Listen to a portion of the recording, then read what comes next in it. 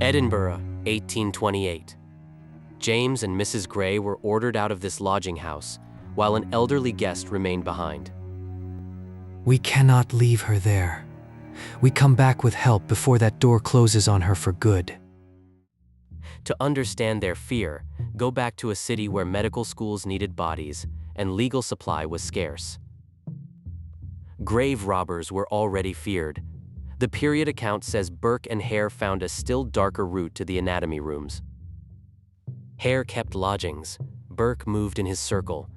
Their house received people with little money, few protections, and nowhere secure to sleep.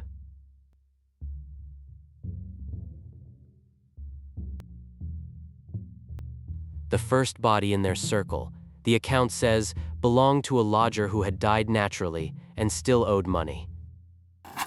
Instead of reporting the death, they brought the body to an anatomy teacher. There, they learned that a corpse carried a price. More than the debt. According to the period account, that payment changed a misfortune into a business, and people began disappearing around the house. The reported victims were not celebrated people, travelers, laborers, sick neighbors, and women in poverty who could vanish without immediate alarm.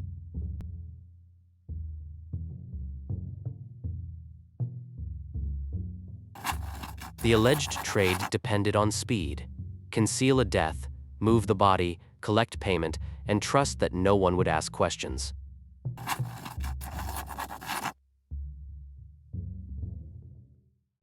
Then Mrs. Docherty arrived as a guest.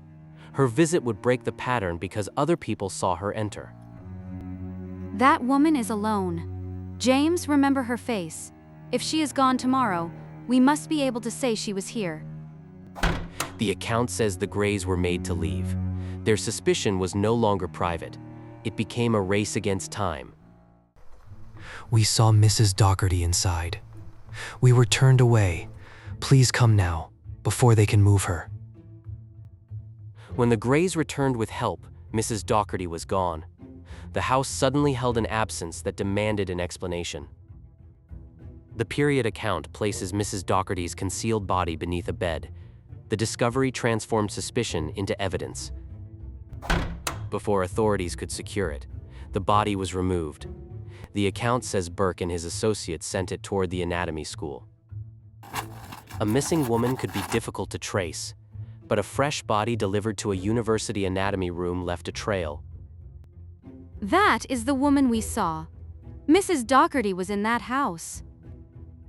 Investigators followed the chain from lodging house to anatomy room, witnesses, delivery records, and payments that connected separate places. Burke and Helen McDougall were arrested. The lodging house that had hidden the alleged trade now became the center of the investigation. Hare was offered a path to save himself by giving evidence. The partnership, built on silence, began collapsing under questioning. I will tell what I know.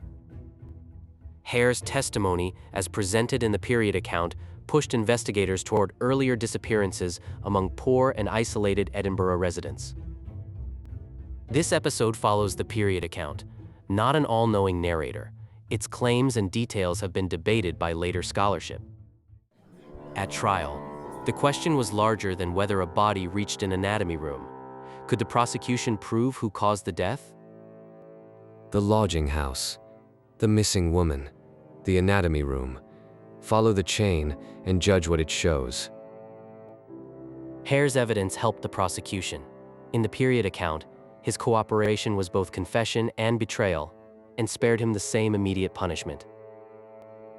Burke was convicted and sentenced to death. McDougall's case was handled separately.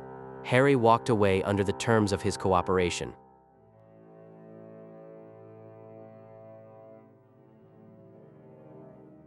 After his execution, Burke's remains were dissected and displayed, the same medical fate that had made the alleged murders profitable.